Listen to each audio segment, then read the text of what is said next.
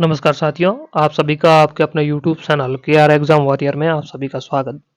साथियों, आज अपन लोग देखेंगे राजस्थान वन रिपोर्ट 2021 की जो अंतिम वन रिपोर्ट आई थी और राजस्थान रिपोर्ट 2023 में वन मंत्रालय के द्वारा जारी की गई थी उसको, और नवीनतम वन रिपोर्ट है यह।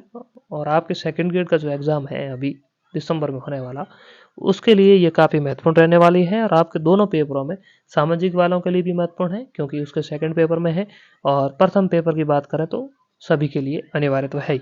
तो आज इसकी बात करेंगे। जो भी छात्र जुड़ रहे हैं इस वीडियो को आप अंत तक जरूर देखें। आपको वन रिपोर्ट में से अगर क्वेश्चन बना तो इस वीडियो से बाहर जाएगा नहीं और आपका रिवीजन भी हो जाएगा। तो नए साथी अगर जुड़ रहे हैं तो हमारे चैनल को सब्सक्राइब जरूर करें, इस वीडियो को साथियों तक शेयर भी करें जिससे कि उनका भी फायदा हो। तो आइए इसकी शुरुआत करते हैं वन रिपोर्ट की। तो देखिए, आरक्षित वन की बात करें अपन राजस्थान में तो 37.99% आरक्षित वन है, जो कि सबसे ज़्यादा बात करें तो उदयपुर जिले में है। रक्षित वन की बात करें तो रक्षित वन है 56.51% और सर्वाधिक रक्षित वन है 12 में। और अवर्गीकृत वनों की बात करें तो 6.50% और सर्वाधिक अवर्गीकृत वन है बीकानेर में।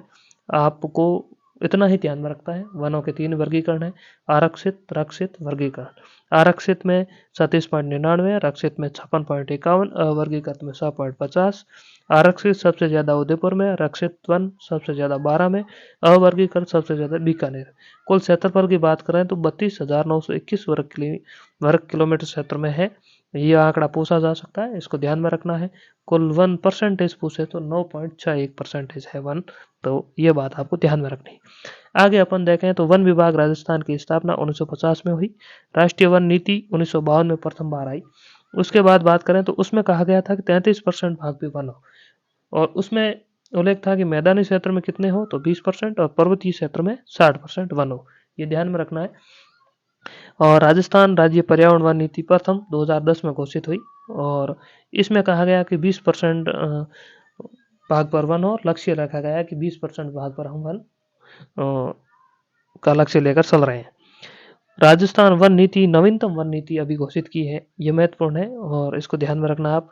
राजस्थान वन नीति की घोषणा 5 जून 2023 को हुई थी और इसमें यह कहा गया कि 20% लक्ष्य है 2040 तक राजस्थान में हम वनों का वर्गीकरण जो है उसको 20% कर देंगे, यानी 2040 तक ये लक्ष्य लेकर चल रहे हैं। तो ये बात आपको ध्यान में रखनी है। अब आगे अपन बात करते हैं 17वीं वन रिपोर्ट 2021 के अनुसार।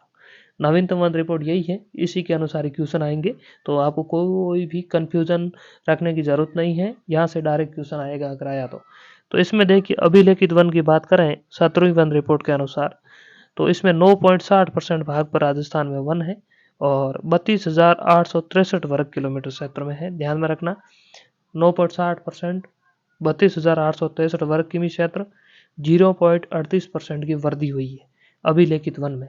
आंकड़े ये आपको ध्यान में रखने होंगे, याद करने होंगे। दूसरी बात कर रहे हैं वृक्षावरण की, तो वृक्षावरण है 2.55% और 8,773 वर्ग किलोमीटर क्षेत्र में है और 0.15% की वृद्धि हुई है। वनावरण की बात करें तो 4.87% वनावरण है, 16,755 वर्ग किलोमीटर क्षेत्र में है, 8.17% की वृद्धि हुई है। वनावरण का भी आंकड़ा ध्यान में रखना, एक बार पूछा गया है, 16,755 है। तो अभिलेखित वृक्षावरण वनावरण, यह आप सभी आंकड़े याद करने होंगे, यानी इसमें रटने लायक ही है, ज़्यादा समझने लायक कोई चीज़ें है नहीं। आपके लिए ये महत्वपूर्ण है कि इसमें मैंने महत्वपूर्ण दे रखे हैं तो आपको याद हो जाएंगे। वनावरण और वृक्षावरण दोनों की बात करें तो 7.42% है। तो ये आंकड़े ध्यान में रखते हैं। आगे अपन बात करें अधिकतम वन क्षेत्र की, क्षेत्रफल के हिसाब से सबसे ज्यादा वन की बात करें राजस्थान में तो उदयपुर में 1 number, Baran 2 number, Karauli 3 number, Chittorgarh 4 number. अधिकतम वन प्रतिशत की अपन बात करें तो सबसे ज्यादा 1% की बात करें तो हो जाएगा आपका प्रतापगढ़, 2 नंबर पे हो जाएगा उदयपुर, 3 नंबर पे करौली, 4 नंबर पे बारां। न्यूनतम वन क्षेत्र की बात करें अपन तो न्यूनतम वन क्षेत्र है Churu 1 number, Hanumangarh 2 number, Nagaur 3 number, Jodhpur 4 number. Percentage की बात करें अपन तो शुरू में न्यूनतम वन क्षेत्र है परसेंटेज के हिसाब से, और 2 नंबर पे आपका जोधपुर है, 3 नंबर में आपका नागौर है। और 4 नंबर जैसलमेर है। तो ये आंकड़े आपको ध्यान में रखने हैं। एक तो अधिकतम वन क्षेत्रफल में, दूसरा परसेंट के हिसाब से आपको याद करने होंगे। आगे अपन बात करते हैं सर्वाधिक वन आवरण। उदयपुर में है सर्वाधिक वन आवरण। और न्यूनतम वन आवरण की बात करें तो प्रतिशत में आपके न्यूनतम वन आवरण का आंकड़ा पूछा जाएगा तो जोधपुर में है 0.48। और अगर क्षेत्रफल में पूछा गया तो शुरू करना है। तो ये आपको थोड़ा सा ध्यान रखना है। वन आवरण और वन में थोड़ा सा अंतर है, इस हिसाब से सर्वाधिक वन आवरण उदयपुर में, परसेंटेज में भी उदयपुर में है और क्षेत्रफल में भी उदयपुर में। न्यूनतम वन आवरण परसेंटेज में जोधपुर में है, लेकिन क्षेत्रफल में शुरू में। वन आवरण में सर्वाधिक वृद्धि की बात करें अपन तो अजमेर में सर्वाधिक वृद्धि हुई है। और कमी की बात करें तो जालौर में सबसे ज़्यादा कमी हुई है वन आवरण में, जालौर में। सर्वाधिक झाड़ियों की बात करें तो पाली में, और न्यूनतम झाड़ियाँ हैं हनुमानगढ़ में। तो यह आंकड़ा ध्यान में रखना है। और अंत में अपन देखें राजस्थान में कार्बन स्टॉक की बात करें तो 110.77 मिलियन कार्बन स्टॉक है। और राजस्थान में अत्यधिक अग्नि प्रबल क्षेत्र की बात करें तो ये आपकी हो जाएगी 1.18% राजस्थान में अत्यधिक अग्नि प्रबल्य क्षेत्र है। तो इसमें आपको यही ध्यान में रखना है कि वन रिपोर्ट में एक तो आरक्षित वन, रक्षित और अवर्गीकृत कितने कितने हैं और किस जिले में कितने हैं। दूसरी वन रिपोर्ट के अनुसार अधिकतम वन क्षेत्र का ध्यान रखना है, परसेंटेज में अधिकतम का ध्यान में रखना है, न्यूनतम परसेंटेज और न्यूनतम क्षेत्रफल का ध्यान में रखना है।